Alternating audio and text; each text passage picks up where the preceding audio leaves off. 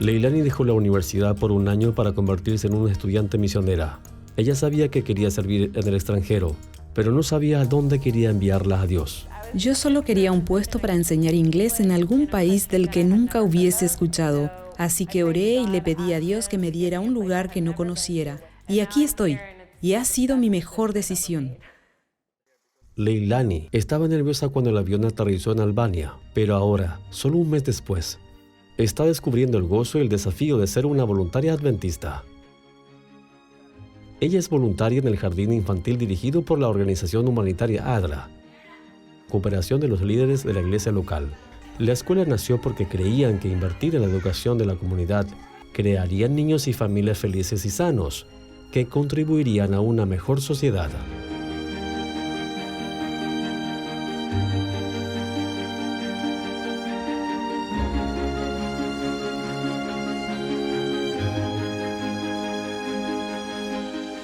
Soy la maestra de inglés del jardín infantil. Enseño 3 clases y todas son en inglés. Su clase está llena de energía, mientras los niños hacen divertidas actividades.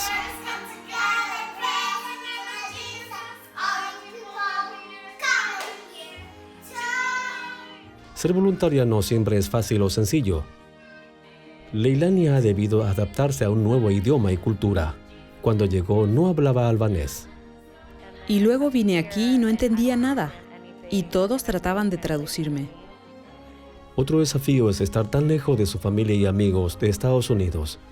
Pero los momentos de soledad solo reforzaron su confianza en Dios. En solo un mes aquí, mi vida espiritual definitivamente se ha fortalecido. No me lo esperaba. Cada día Dios está allí. Vine aquí y en mi primer día fue como, ¿qué hago aquí? Pero a través de todo este proceso puedes ver a Dios. Y estar aquí es como un, ¡wow! Me tienes y me cuidas. Me sorprende. Es fantástico. Es realmente genial saber que hay alguien que te está cuidando. Por favor, oren por los voluntarios como Leilani, que aceptó el llamado de Dios para servir. Usted puede visitar adventistasvoluntarios.org para ver una lista de oportunidades para voluntarios. Gracias por apoyar la obra de la Iglesia Adventista alrededor del mundo.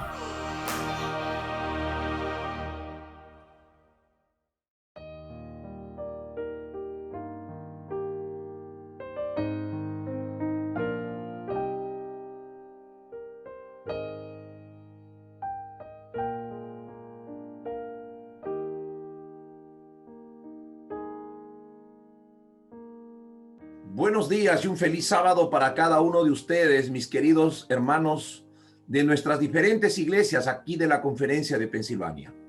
Un placer saludar esta mañana al pastor Raúl, que está en nuestro staff de la escuela sabática, y hoy nos acompaña el pastor Pedro Alberteri. Bienvenidos esta mañana a cada uno de ustedes. La lección número 11 es una lección extraordinaria, el cristiano y el trabajo, para el día 12 de diciembre del 2020. Qué gozo poder estar juntos esta mañana y poder repasar la lección de la escuela sabática, cada uno de nosotros allá en nuestros hogares. En la lección de esta semana, el apóstol Pablo en 1 Corintios capítulo 15, versículo 58, declara: así que, hermanos míos, amados, estad firmes y constantes, creciendo en la obra del Señor siempre, sabiendo que vuestro trabajo en el Señor no es en vano. Aquí voy a partir con 2 premisas importantes a manera de introducción. La primera, podemos pensar que el trabajo como una maldición, una consecuencia del pecado. Y no estamos lejos de esto, porque en el capítulo 3, versículo 19, la palabra de Dios dice así: en el sudor de tu rostro comerás el pan hasta que vuelva a la tierra, porque de ella fuiste tomado, pues polvo eres y polvo serás tornado. Interesante esta declaración de Reina Valera Antigua, ¿no?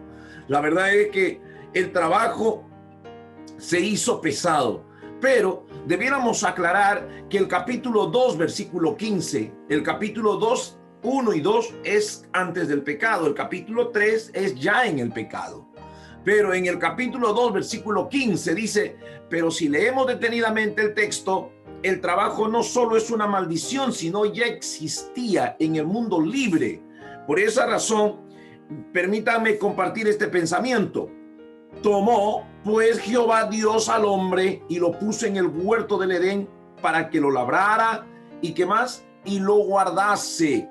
Entonces, yo creo que ya ustedes se están dando cuenta que en el Edén ya había un trabajo para Eva, ya había un trabajo para Adán. Imaginen ustedes la primera pareja en el Edén, todavía no refugiados en el dolor del pecado, ¿no? Sino en el mundo libre. Ellos ya tenían un trabajo. Por esa razón es importante que marquemos, por tanto, cuando trabajamos, debemos trabajar para la gloria y honra de Dios. Ese es el texto de esta semana. Debemos ejercer las habilidades que Él nos ha dado y reforzar, y debemos hacer todo nuestro trabajo con un espíritu dispuesto y un corazón apasionado. El trabajo nuestro debiera ser un trabajo apasionado. El bosquejo de esta semana, estamos trabajando con el pastor Raúl y el pastor Pedro. Vamos a mirar algunos detalles, el trabajo, y vamos a tratar de saber qué es el trabajo. Ya Dios lo dio como bendición, no como maldición. ¿Cómo realizarlo? ¿De qué manera realizamos el trabajo? El cristiano y el trabajo será la segunda gran parte de la lección. Y ahí está, busca la excelencia, trabaja, y el trabajo y la fe, trabajo y lo que es la responsabilidad, ¿no? Durante toda esta semana hemos visto esto. Y acá hay una cita de oro. El Hogar Cristiano en la página 23 dice, a Adán fue dada la obra de cuidar el jardín. El creador sabía que Adán no sería feliz sin ocupación. La belleza del huerto le deleitaba, pero esto no bastaba. Debía tener trabajo que diera ejercicio a los admirables órganos de su cuerpo. La dicha había sido concedido en estarse sin hacer nada. El hombre en su estado de inocencia habría sido dejado sin ocupación. No le habría dado trabajo a Dios, pero el que lo creó al hombre sabía que le convenía para ser feliz y tan pronto como lo creó, le asignó un trabajo. Y eso es importante. Por esa razón, hermanos queridos, el trabajo para nosotros es una gran bendición. Y eso es lo que vamos a debatir ahora a continuación con nuestro equipo. Pastor Pedro, ¿por qué no vamos a al primer segmento de nuestra lección y dice las muchas facetas del trabajo? Pastor Saúl, saludos para usted, saludos para el ponderado, excelentísimo Raúl Gómez. Una gran alegría poder acompañarles en esta mañana. Saludos a nuestros hermanos que nos están viendo de nuestras diferentes iglesias, de acá de nuestro distrito Harrisburg, Lancaster, también de Reading y de otras iglesias aquí en Pensilvania y otros lugares. Sí, hablando del trabajo, las facetas del trabajo, ¿no? Yo creo que siguiendo con la línea que mencionaba, Pastor, el trabajo no solamente es una bendición. Yo creo que ya podemos empezar ya a hablar de de esta primera sección. Tú mencionabas el trabajo antes del pecado y el trabajo después del pecado. Y creo que es un concepto muy interesante ese que mencionabas y que está allí en la lección donde habla de las facetas, las muchas facetas del trabajo. El trabajo fue dado como una bendición, como una bendición. Ahora, después del pecado, el trabajo sigue siendo una bendición. Y yo le añadiría algo más. Después del pecado, el trabajo no solamente sigue siendo una bendición, sino se ha convertido en una necesidad. En una necesidad. Todos nosotros hemos conocido ese viejo adagio popular que dice que mente ociosa es taller del diablo, ¿no?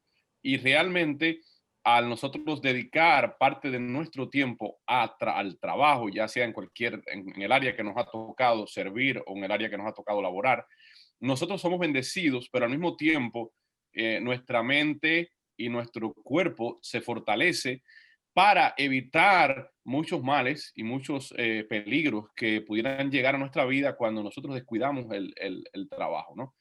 Y por eso es importante recordar siempre siempre recuerdo mucha gente en nuestra iglesia, y quizás ustedes pastores han escuchado esto, quizás ustedes mismos lo han dicho, mucha gente en nuestra iglesia cuando habla de los 10 mandamientos, habla del cuarto mandamiento específicamente, el mandamiento del sábado. dicen, bueno, es que el cuarto mandamiento no solamente es un mandato a reposar, a descansar en el séptimo día, también es una orden de trabajar, ¿no? Porque dice, acuérdate del día de reposo para santificarlo, 6 días trabajarás y harás toda tu obra, ¿no? Entonces, en ese orden, ya creo que entramos en materia. Allí en el capítulo, en la sección del domingo, hay un versículo que se menciona que está en el libro de Eclesiastés, donde el sabio nos dice, Eclesiastés 3, 2 y 13, yo he conocido que no hay para ellos mejor cosa que alegrarse. Cuando dice ellos se refiere a nosotros, y hacer bien en su vida. Y también que es don de Dios que todo hombre coma y beba y goce el bien de toda su labor.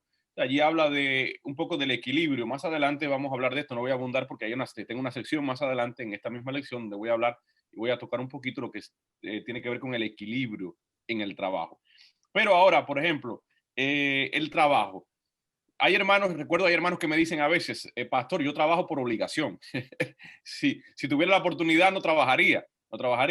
Recuerdo algo que dijo un filósofo de la antigüedad. Él dijo, elige un trabajo que te guste y no tendrás que trabajar un solo día de tu vida. Miren qué interesante, ¿no? O sea, cuando tú haces algo que te apasiona, algo que te gusta, realmente no trabajas un día de tu vida, porque estás haciendo algo que te gusta, que te apasiona, y entonces estás recibiendo remuneración, pago, tu sostén material lo estás recibiendo por hacer algo que te gusta. El problema, claro, mayor es cuando tú te dedicas a hacer algo que no te gusta, entonces te vas a sentir frustrado, te vas a sentir un poco angustiado, y por eso es la importancia, la lección lo habla entre las facetas del trabajo. En la lección del domingo se nos pide que podamos ser nosotros educadores para otros, ¿no? Podamos ayudar a las nuevas generaciones, a los muchachos más jóvenes, podamos instruirlos a que ellos puedan elegir correctamente qué quieren ser en la vida, qué clase de trabajo quieren tener. Porque allí en la lección se nos habla de que el trabajo le da a una persona un sentido de dignidad, de lo que es. Generalmente en nuestro mundo se asocia quién tú eres dependiendo de lo que haces. Si alguien te pregunta, ¿qué haces? ¿A qué te dedicas? La famosa frase en inglés, what are up, what are you up to? Es una frase se usa mucho en inglés. What are you up to?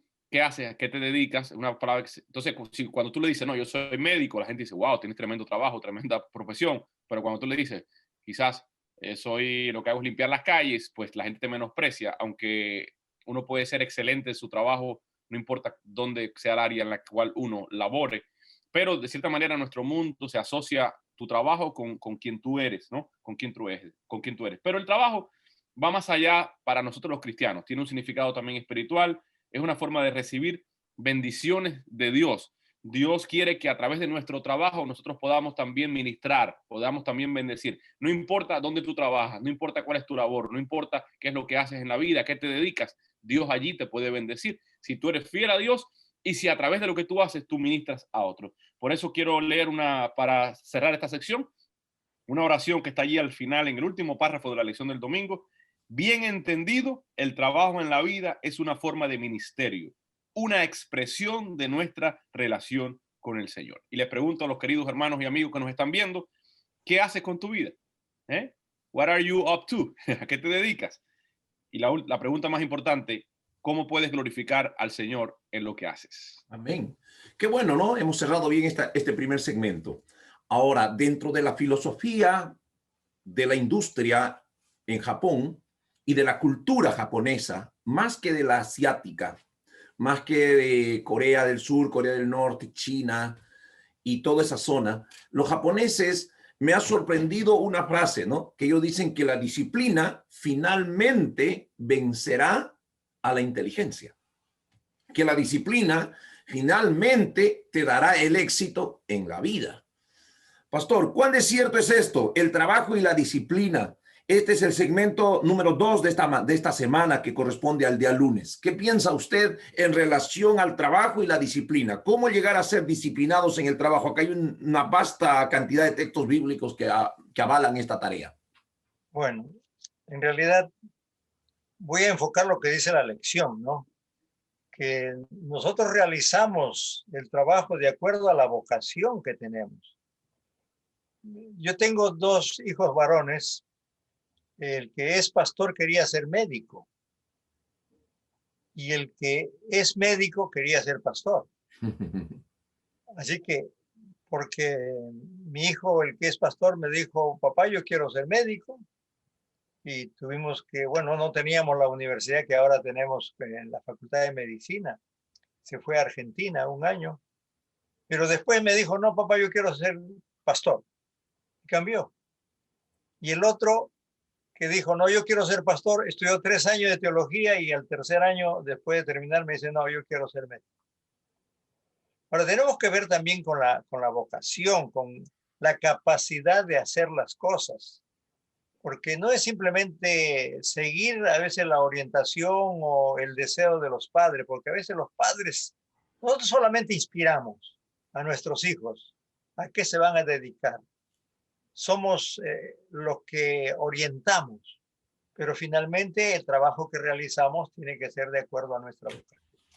Ahora, la Biblia está llena de declaraciones en relación con el trabajo, la disciplina, y la Biblia enfoca el trabajo desde el punto de vista de las obras de nuestras manos, o sea, lo que realizan nuestras manos, aunque muchos tienen el trabajo intelectual, sin embargo, también se hace el enfoque desde el punto de vista de nuestras manos, fortalece nuestras manos, enseña a nuestras manos. Entonces, en la Biblia, por ejemplo, ahí en Deuteronomio, y ahí hay varios versículos que está en la lección, ¿no?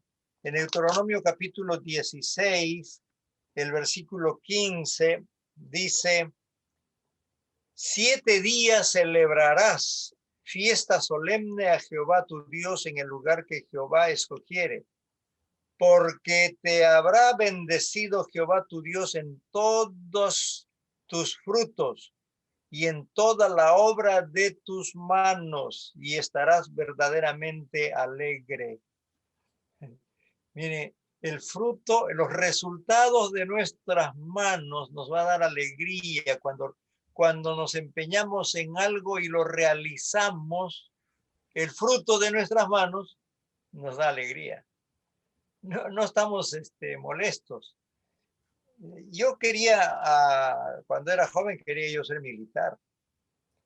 Quería ser militar y después cambié para ser ingeniero. Bueno, tiene una historia, ¿no? Pero finalmente llegué a ser pastor.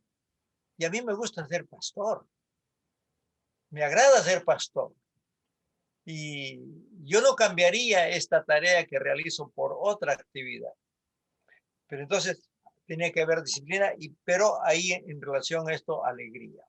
Ahora, en el libro de Eclesiastés, capítulo 9, versículo 10, que todos nosotros conocemos, el consejo de Salomón, ¿no? Todo lo que te viniere a la mano, hazlo según tus fuerzas, porque al sepulcro a donde tú vas no hay obra, ni ciencia, ni industria, ni sabiduría. Todo lo que te viene a la mano para hacer, hazlo según tus fuerzas.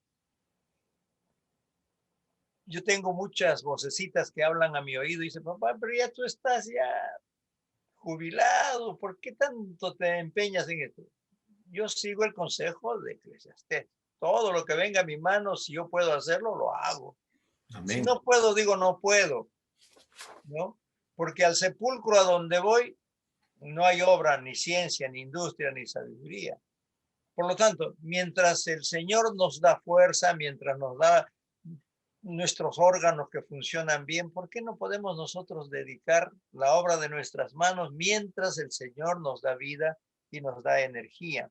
Ahora, hay otros versículos aquí en el libro de Proverbios, en el capítulo 21, versículo 25, dice, el deseo del perezoso le mata, porque sus manos no quieren trabajar. Aquí habla del perezoso. En realidad, como ya hemos visto anteriormente, el trabajo el Señor dio al hombre como una bendición, antes del pecado y después del pecado también. Y la peor maldición que le puede ocurrir al hombre es la ociosidad. Y por eso el deseo del perezoso le mata, porque sus manos no quieren trabajar. Entonces, nosotros tenemos que empeñarnos a ser disciplinados en relación a lo que el Señor nos ha dado. Ya se hizo referencia también que mente ociosa es taller del diablo.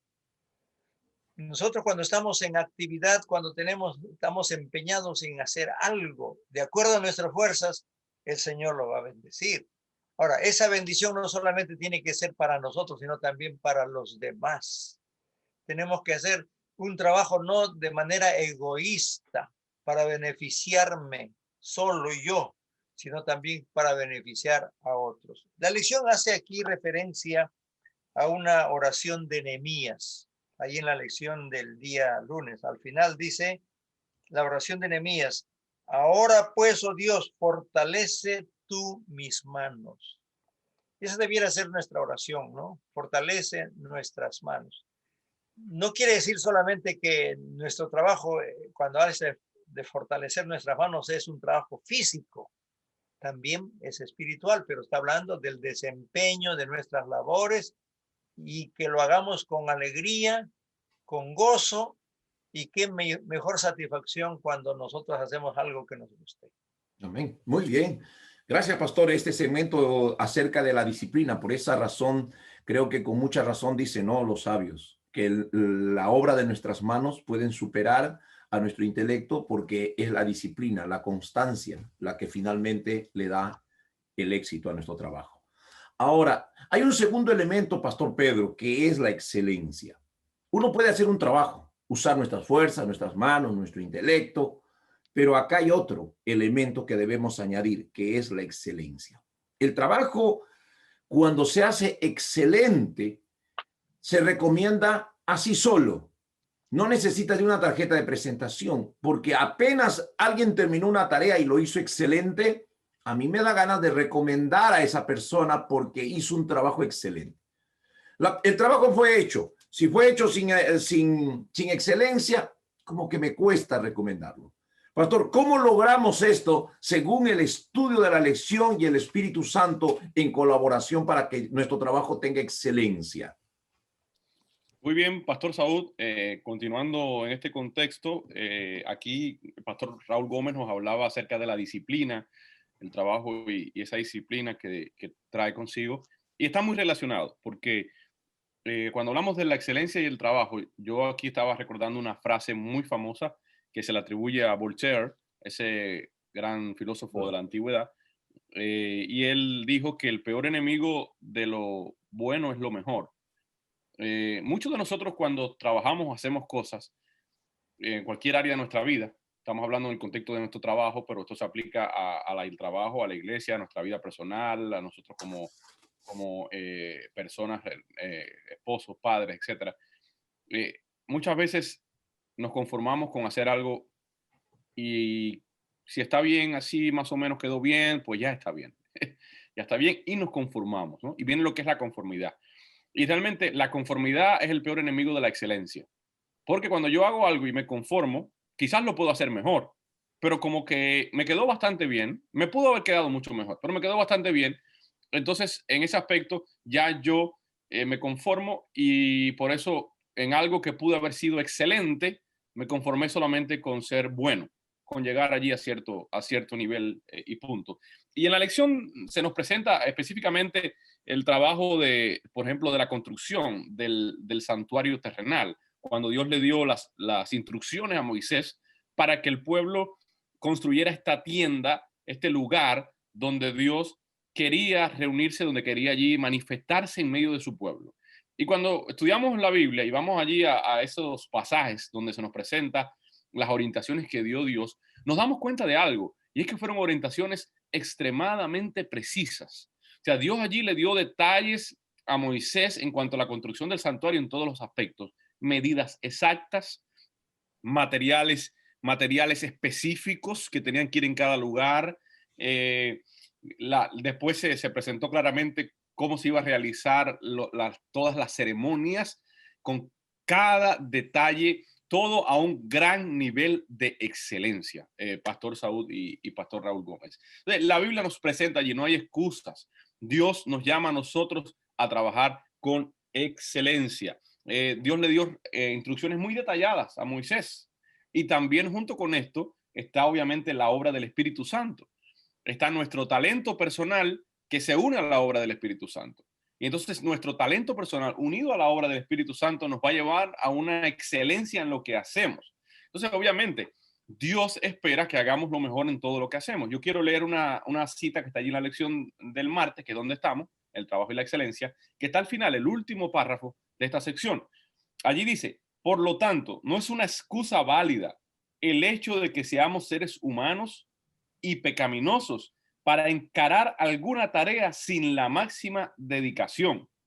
Dios espera que siempre nos desempeñemos de la mejor manera, aprovechando nuestros talentos, habilidades, tiempo y educación para grandes causas. Yo creo que este resumen habla por sí solo, ¿no? Dios espera lo mejor de nosotros. Y yo quiero un breve comentario aquí final con los hermanos que nos están viendo y también de manera personal. En lo que hacemos nosotros, tenemos que preguntarnos y meditar, ¿estamos haciendo lo que hacemos con excelencia o nos conformamos con lo bueno? ¿Quedó bien? Déjalo así. Pudo haber quedado mejor, pero si quedó bien, déjalo así. Yo pienso cuando me viene esto a la mente, me pienso mucho en el trabajo que hacemos en la iglesia, en nuestras iglesias. Muchas veces en nuestra iglesia somos más, vamos a decir, irresponsables con lo que se hace en la iglesia que con lo que se hace en nuestro trabajo o en nuestra propia casa. A veces la iglesia no está limpia, a veces la iglesia está desordenada, a veces los cultos en la iglesia allí se improvisan o salen allí de manera como queden, y salen esas voces de hermanos en nuestra iglesia que dicen, bueno, como es para Dios, el Señor ve el corazón y no importa cómo quede. Y esto es un error, mi querido hermano. Precisamente porque es para Dios, tiene que quedar con excelencia. No puede ser que en la iglesia sigamos improvisando las cosas que hacemos. No puede ser que en la iglesia sea lo último. Si me quedó tiempo, voy y cumplo. Si no, no. No, hermano, si nuestro trabajo del cual nos sostenemos lo hacemos con excelencia, llegamos temprano, somos responsables, damos lo mejor de nosotros, ¿por qué entonces para Dios no lo hacemos así? Cuando para Dios debe ser lo primero y lo mejor, dar lo mejor para Dios, cumplir. La palabra de Dios dice claramente, busquemos primero el reino de Dios. Ese versículo lo mencionamos y lo mencionamos, pero muchas veces no lo llevamos a la práctica. Yo creo que nosotros como cristianos, Dios espera la excelencia de nosotros en todas las áreas. En nuestro trabajo, espera que nosotros los cristianos seamos los mejores trabajadores. Como decía el pastor Saúl, nuestra carta de presentación sea nuestro trabajo bien hecho. Dios espera que en nuestras familias nosotros nos esforcemos para que lleguemos a la excelencia también en nuestra familia. Dios espera que en nuestra iglesia nos esforcemos en lo que hacemos, aunque sea poquito, aunque sea mucho o lo que sea, pero en lo que yo haga en mi iglesia, como es para Dios precisamente, yo tengo que hacer lo mejor. A Dios se le da lo mejor. Así que yo creo que el llamado para nosotros en esta hora es que nos desempeñemos siempre con excelencia y que no nos conformemos, como dije al principio, con lo bueno, porque lo bueno es el peor enemigo de lo mejor. Si se puede hacer mejor, hagámoslo mejor. Fantástico. Yo creo que hemos resumido perfecto esto, ¿no? Ya hemos trabajado con dos tópicos que es la disciplina y la excelencia. Creo que, Pastor Raúl, estamos llegando a la médula. Yo considero que el estudio del día miércoles pasado fue un estudio estupendo. ¿Saben por qué razón? Porque para tener disciplina y excelencia tiene que estar galvanizado, arropado con esta obra que es el trabajo y la espiritualidad. El Espíritu Santo es el que nos va a incomodar cuando las cosas las hacemos a medias. El Espíritu Santo no nos va a permitir sentir satisfacción si hicimos las cosas ahí, hasta ahí. Estuvo bueno, ¿no? De ahí que incluso las empresas que hoy venden servicios de tecnología e internet siempre están buscando algo mejor y no lo bueno, ¿no? Si tú te conformas con lo bueno, es una empresa bien bajita, pero si tú quieres ir a lo mejor, es posible que tu servicio también sea más caro y la gente prefiere pagar un mejor servicio un poco más caro con tal de que pueda recibir grandes beneficios de eso. Pastor, ¿cómo logramos? Aquí creo que está el secreto, el meollo de la semana, el trabajo y la espiritualidad. Bueno, aquí tendríamos mucho material para hablar. Aquí en la lección está hablando de lo que significa un hombre espiritual. Y está dando el enfoque que tiene en relación con el fruto del espíritu. Y por eso aquí en el día miércoles dice, pone el versículo de Gálatas capítulo 5, versículo 25, ¿no? Si vivimos por el Espíritu, andemos también por el Espíritu. ¿Y qué significa ser un hombre espiritual? Ahí en la lección también hace referencia, dice un diccionario expositivo de la palabra del Nuevo Testamento describe a la persona espiritual como alguien que manifiesta los frutos del Espíritu a su manera. Y entonces, a partir de esto, podemos concluir que a través de nuestra conexión con Cristo, los seres humanos funcionaremos como creyentes en todos los aspectos de nuestra vida. Entonces, un hombre espiritual, una persona espiritual, un cristiano cabal, ¿no? Un cristiano en el sentido cabal de la palabra, va a ser un ejemplo para los demás. En mi experiencia, yo puedo explicar o puedo contar historias de jóvenes de nuestra universidad. Mientras yo trabajaba allá en la universidad peruana, escuché varias experiencias de jóvenes. Aquí en la lección se habla de un paciente del hospital de Florida. Él vio cómo los enfermeros trataban a los pacientes y eso le impresionó, la forma amable, con tanta paciencia. La lección hace referencia de que este hombre donó $100,000 para esa escuela donde salían estos enfermeros. Nosotros estábamos allí en Perú, trabajando en la universidad, y estábamos construyendo y queríamos materiales de construcción. Y nos fuimos pues a una fábrica de ladrillos. Y cuando llegamos ahí, la secretaria nos dice, ¿ustedes qué están deseando? Queremos hablar con el gerente. Pero ¿cuál es el motivo de su visita? Porque si es descuento, la regla de la fábrica es no dar descuento a nadie. Así que si ustedes van a pedir eso al gerente, no pierdan su tiempo. Ya nos cortó de frente, pero insistimos en hablar o saludarlo. Y finalmente, dice, ¿de parte de quién? Estamos viniendo de la Universidad Peruana Unión. Entró y la secretaria dice el gerente que pase. Así que ustedes vienen de la Universidad Peruana Unión, dice, miren, yo no recibo a personas así cuando vienen a pedir descuentos, pero tratándose de la universidad, con todo placer, tomen asiento. ¿En qué les puedo servir? Si es que vienen por descuento, les voy a dar 20%. Nosotros ni hablamos nada, de frente nos dijo ya que nos daba 20% por ser de la Universidad Peruana Unión. Y entonces, y le decimos, ¿y usted conoce la universidad? No, dice, no conozco la universidad, pero conozco un exalumno de la universidad. Era un joven que había terminado ahí el área contable y trabajaba en la fábrica.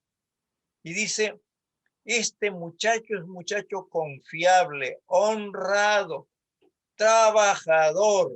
Yo tengo mis compañeros que tienen sus empresas y les he dicho, ¿ustedes quieren vivir tranquilo, en paz? Busquen un alumno, un graduado de la Universidad Peruana. Y ustedes van a vivir en paz, porque este muchacho trabaja, es honrado, él se preocupa por la fábrica. Ahora, si esto hace un alumno, mejor serán los profesores. Entonces, era un testimonio. Para nosotros extraordinario. Nos dijo, solamente tiene un vicio. Un defecto. ¿Y cuál es el defecto? No fuma, no baila, no se droga. Ese es su defecto. Para nosotros nos gustó mucho, nos dio alegría saber de su defecto. Entonces, como dice Pablo, no sirviendo al ojo, no cuando nos ven. El hombre espiritual, el cristiano, tiene que ser un ejemplo en todo lugar. Puedo hablarles de una señorita ahora, ella es doctora en enfermería. Las chicas de enfermería salían a hacer sus prácticas en los hospitales, ahí en la capital, en Lima. Y en uno de estos hospitales, la supervisora era una monjita. Y un día la monjita les llama, le dice, yo les veo a ustedes diferentes. Porque también habían otras señoritas también de otras universidades que hacían sus prácticas allí en el hospital. pero no, pues no respondían de la forma como nuestras alumnas respondían al trabajo en el hospital. Cuando se le pedía algo a las chicas, ellas hacían con alegría. Dice, yo les veo a ustedes diferentes. ¿De qué universidad vienen ustedes? Dice, de la Universidad Peruana Unión. ¿Y qué es eso? Primera vez que escuchaban de la Universidad Peruana Unión. ¿Y qué es esa? Dice, es una universidad cristiana. ¿Y ustedes por qué son diferentes? Y esta señorita le dice, es que nosotros tenemos a Jesús en nuestro corazón. Y la monjita se sorprendió y dice, ¿y cómo puedo yo hacer para tener a Jesús en mi corazón? Porque era bien recta, era muy estricta, muy severa esta monja, ¿no? Y entonces dice, vamos a estudiar con usted la Biblia y usted va a encontrar a Jesús en la palabra del Señor. Qué bueno. Yo tuve oportunidad de hablar con esa monjita, ella llevó a uno de sus sobrinos a la universidad para que sea también estudiante nuestro. Es decir, la expresión de nuestro trabajo, los demás tienen que saber la diferencia, tienen que ver la diferencia entre un cristiano que realiza una tarea en relación con otros, ¿no? Y esto tenemos que manifestarlo no solamente en el área médica, sino en cualquier actividad de trabajo que nosotros realizamos. Tenemos que ser hombres espirituales porque somos guiados por el Espíritu de Dios. Amén. Gracias. Qué buenos testimonios, ¿no? La verdad es que es eso. Ahora, el trabajo y la mayordomía. Yo creo que una de las cosas que nosotros somos responsables, por ejemplo, nosotros tenemos esta presentación y tenemos determinados segmentos y tiempos, ¿no? La mayordomía nos da a nosotros como el itinerario de trabajo, el viaje, ¿no? Si tú vienes, antes usábamos un plano, un mapa impreso, hoy usamos el GPS y el GPS te dice, usted va a llegar a las 8:25. ¿Cómo sabe, no? Y a veces uno queriendo ganarle al GPS corre un poquito más y por más que uno corra, 1 o 2 minutos bajas en el conteo final del tiempo. Pastor Pedro, ¿cómo es que el trabajo y la mayordomía deben ir de la mano? ¿Cómo es que logramos ser buenos y excelentes mayordomos? Ya hablamos de disciplina, hablamos de excelencia, hablamos de la espiritualidad. ¿Cómo logramos? Porque me parece que acá está el secreto ahora de cómo lograr ser que estos 3 puntos que hemos estudiado se encaminen en una dirección correcta. Claro, Pastor Saúl, Pastor Raúl, continuamos ya en el cierre prácticamente de nuestra lección esta semana, el trabajo y la mayordomía. Y allí hay un versículo que se menciona en la lección que está en Eclesiastés capítulo 9, versículo 10, que lo vamos a leer, donde el sabio dice, todo lo que te viniere a la mano para hacer, hazlo.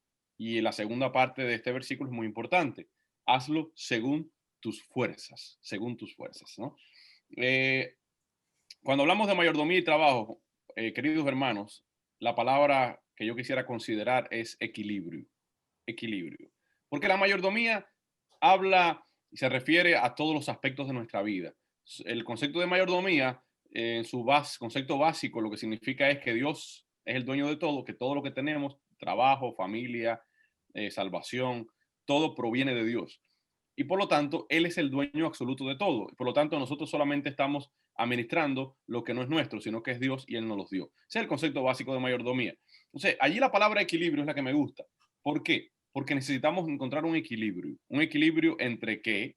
Entre el trabajo y las demás áreas de la vida. Y la parte espiritual, por ejemplo, la más importante, como mencionaba el pastor Raúl Gómez, hay que tener equilibrio, trabajo, parte vida espiritual, familia, el ocio, por lo menos estas 4 áreas. Aunque también el autor habla de que quizás la parte espiritual debe estar presente y puede estar presente en todas las áreas de la vida. Por ejemplo, el dinero, que es un aspecto fundamental, las finanzas de la mayordomía, están en relación directa con el trabajo, porque al final el trabajo lo hacemos por vocación, pero también por sustento, porque necesitamos sostener nuestra familia, sostener nuestra vida, y la mayordomía nos enseña al manejar correctamente las finanzas. Ahora, todo en la vida no puede ser dinero, todo en la vida no puede ser trabajo. Hay gente que no para de trabajar. Hay gente que para ellos lo más importante es trabaja y trabaja. Hay gente que me dice a mí, pastor, yo vine a este país, a los Estados Unidos de América, vine a trabajar. Y por eso voy a la iglesia si me queda tiempo. Pastor, si salgo el viernes temprano, llego a la iglesia. pero a lo mejor no, a lo mejor hay viernes que salgo muy tarde. Entonces, para muchas personas en este país, el trabajo se ha constituido su principal y primera prioridad. Entonces, allí está el extremo. Por eso la palabra equilibrio. Claro que viniste a trabajar, en este país hay que trabajar para sostenerse, pero ya hablamos del mandamiento, 6 días trabajarás, 6 días. Algunos trabajan solamente 5 días y tienen tanto el sábado como el domingo libres. Otros trabajan 4 días. Hay gente que trabaja constantemente, hay gente que usted lo ve trabajando, sale de un trabajo, entra al otro, tiene otro trabajo el fin de semana, tiene un full time, un part time, y como dice un amigo mío, va a terminar quedándose sin time porque se va a morir en cualquier momento. Yo tengo un hermano que siempre que lo veo está trabajando y trabaja y lo llamo por teléfono, pastor aquí trabajando, y un mensaje, pastor aquí trabajando, y, pastor, y yo le dije, oye, nunca en la vida te he llamado y te he encontrado en otra cosa, siempre estás trabajando.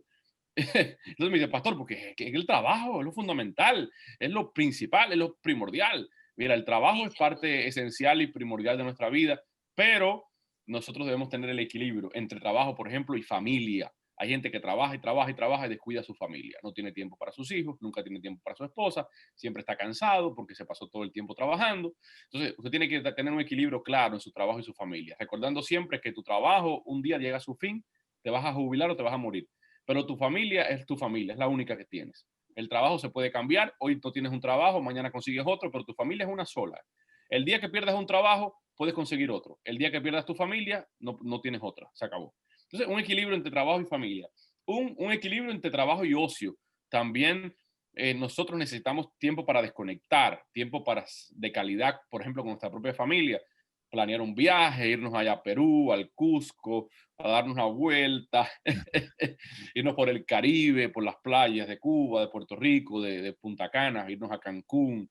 Y si no hay dinero para eso, pues nos vamos a ir aquí mismo en Pensilvania a dar unas vueltas ahora por allá, por las montañas de los Póconos para ver el otoño, ¿no? Entonces, el desconectar, el pasar tiempo de calidad y obviamente la parte espiritual.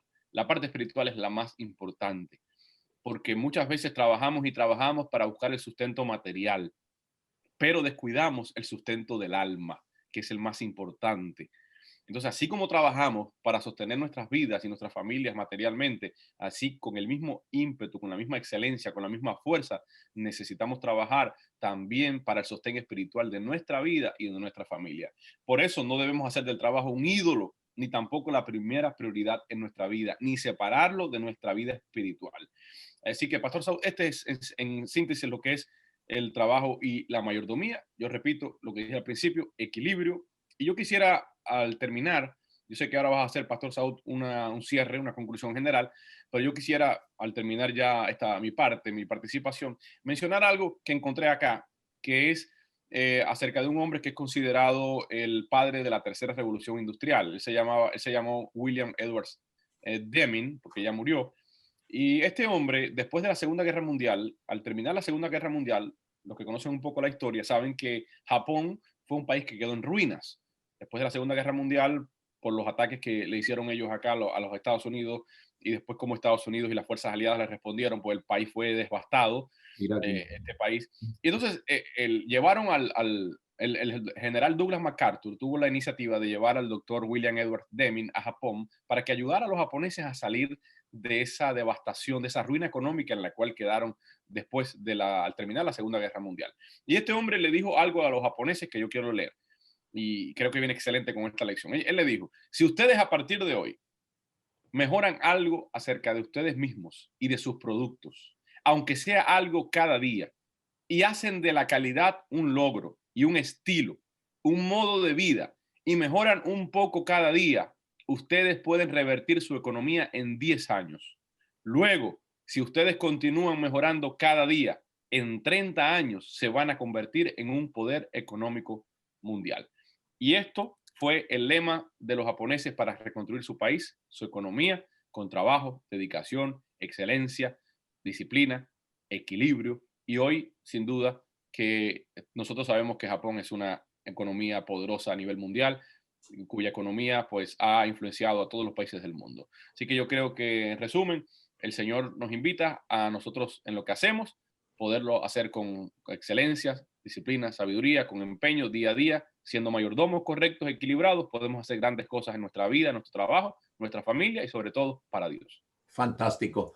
Gracias, Pedro, por este resumen Me voy ahora entonces con la conclusión final ya de nuestra lección, ¿no? Y creo que todos estos aspectos ya lo hemos visto. El trabajo, y acá están las bases bíblicas de todo lo que esta semana hemos visto, ¿no? Dios bendice nuestro trabajo, Dios nos da las fuerzas y la salud para realizar nuestro trabajo. El trabajo realizado con diligencia prospera. El trabajo no debe ser una molestia. El trabajo tendría que ser una alegría. Para el perezoso es una molestia. Debemos trabajar de acuerdo con nuestras fuerzas. Debemos evitar los trabajos que incitan a pecar o que realmente son pecado.